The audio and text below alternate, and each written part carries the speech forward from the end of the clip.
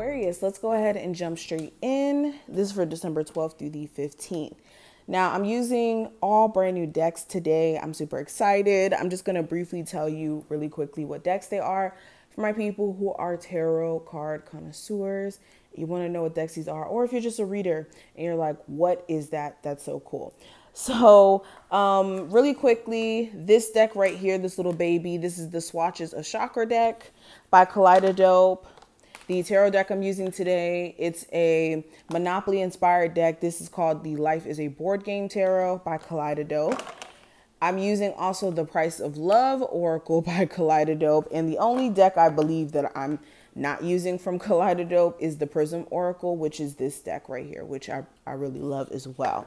I've been really tapping into colors and auras and things of the such. But let's go ahead and get straight into it. Any information you need will be listed in the description. Okay, so let's take this card. Aquarius. December 12th through the 15th.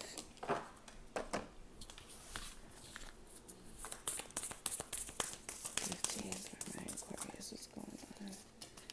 Alrighty, so let's go ahead and talk about it. So we have surrender, okay, the energy of letting go, waving the white flag, movement. So we have two cards with that green. We have connected. So first thing that I'm getting is you guys need to let it out. Let it out. Where you feel like you need to cry, whether that's crying tears of joy, crying tears of like letting go of something and closing a major cycle in your life. Let it out. Okay, Spirit is saying you guys have been bearing a lot of feelings, whether that's sadness, whether that's a lack of hope, whatever these feelings are below the surface, and it's time for you to let it out in some capacity, okay? Nothing like a good cry. Nothing like a good cry. But another thing that I'm seeing, it's like with major changes that happen during this time frame, Spirit is saying like, let go and let God. Like, yeah, it's scary with a move some of you guys are about to go through, with the next chapter you're about to step into by releasing something and not knowing how that may turn out for you. But that's the beauty of life. That's the beauty of life. You could find yourself in a way better situation just by allowing yourself to believe that it's possible, and by understanding that letting go of something only makes way for you to level up, for you to step into the next phase in your life. And that's what's happening with this movement card. It's like once you let go, things start to pick up for you. Things start to become more fortunate. A lot of the stuff that's happening during this time frame is more so faded in terms of you having to release some things that a lot of you may have been more so stubborn, or thinking that you may have had more time to let it go, and maybe it was going to be more so on your own terms. But Spirit is saying like, look, we want to take you out of the suffering. So let's get going now. Okay. Spirit is also saying this is a time frame in which you're really going to see who is genuine in your life, who's real and who's fake, who fake supports you, who's fake in terms of like not being a real friend, what have you, okay? Especially in your most vulnerable times, I'm hearing like you're going to start to see people's true colors. Now, present energy, I have the Member of Impulse and Opportunity, the Knight of Swords. And yeah, during this time frame, you're reckless. I'm hearing the energy of like just going off, like your mouth could be just flying with all types of things where, okay, so there's this argument I'm seeing this argument, and things are being said back and forth that are just out of anger, out of being worked up. And in this argument that some of you guys may get into, it's like you release everything that you've been feeling out on this person. It's like you kind of unleash the beast on them. It's like you really lay into somebody during this time frame and let them know like, look, I don't like this. I don't like that. This could be somebody who's in and out of your life, or I'm hearing like starting arguments with you randomly, either on the internet or in real life. Beyond that, for others of you, this more so could manifest into you making impulsive moves like cutting your hair, moving to another state, quitting your job, like very impulsive things that you may want to kind of slow down and make sure you're looking at all the details before you do it. You know, you could misconstrue doing certain things and just be moving too fast and get yourself caught up in a trick bag. So definitely take your time in terms of making any big major decisions right now. Now, the lesson, I do have the Fool card, the lesson or the main theme. This is about new starts, new beginnings. The Fool card is like your literally go pass here. So as you can see with the arrow pointing forward, there's a need for you to make sure you're not looking back at what you're leaving behind, but understanding that you're embarking on a new journey, a fresh start, if you allow it to be. And this is scary. Like, this is you having to essentially have a level of faith in the moment of not knowing what's on the other side of taking that leap of faith. You could jump off that cliff and land on a whole bunch of rocks, or you could jump off that cliff and land safely into some water, or in a plush situation here. It can go either way, but that's the beauty of taking that leap of faith. Now, what I see for love specifically, I have the Clarity Way, which is the Ace of Swords. So this is you getting pretty clear on where you stand with the person you're romantically involved with or involved. Yeah, you know what I'm trying to say. The person you're romantically involved with. Now, this could be a conversation that's had between you two, and it's like, okay, this person establishes like, look, I'm not ready for a relationship, or this is my circumstance. Do you take me as I am?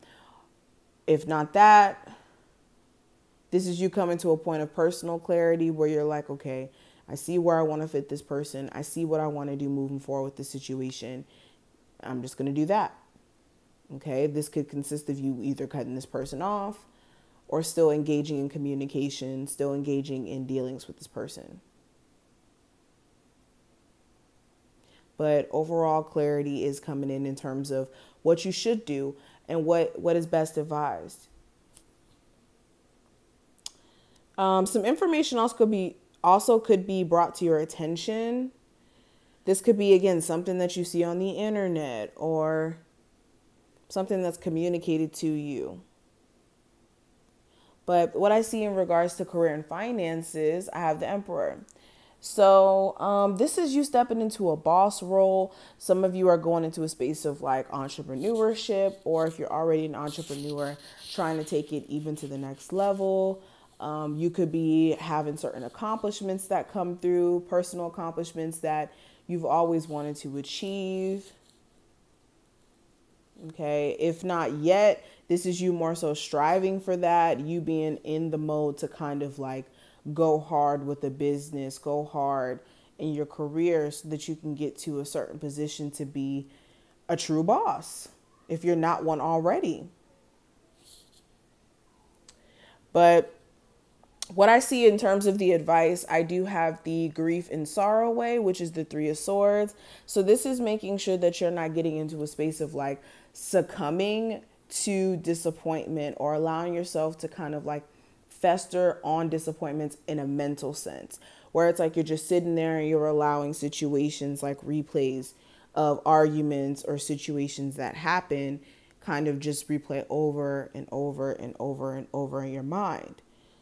This is also making sure that you're not letting sadness make you go back into very toxic situations because of like Stockholm syndrome. You know, once you get kind of used to certain trauma, whether that's family trauma, you know, trauma associated with being in a relationship, once you get used to certain ways of people treating you, sometimes you kind of like get used to it and you feel trapped sometimes by that energy. So this is making sure you're not letting grief and sadness succumb, or I actually want to use a different word. Don't let grief and sadness kind of suppress you back to situations that you're trying to move beyond, or fool you into believing that you're nothing without that person, that family member, that whoever this is, where this grief and sadness may be associated. Also, take your time with grieving any passing of a family member, animal, whatever this may be. And this may be something that comes up periodically. This is making sure, again, you don't let it overcome you, especially during the holiday times. Now, what I see for the challenge, I have supporter of generosity and security, the Queen of Pentacles. So this could be a Capricorn, Taurus, or Virgo. If not that specific zodiac sign, yeah, you feel like you can't trust certain people. You feel like certain people, they're only generous to you because it's of a personal. They're only generous to you because it's of personal ego. Like their ego is fueled by saying, okay, I did this for you. It's not genuine. It's very much like, okay, I'm going to use this over your head. I'm going to take this favor that I did for you and use it as a point of like bashing you in the future. And you could be tired of that with a family member, lover, whoever.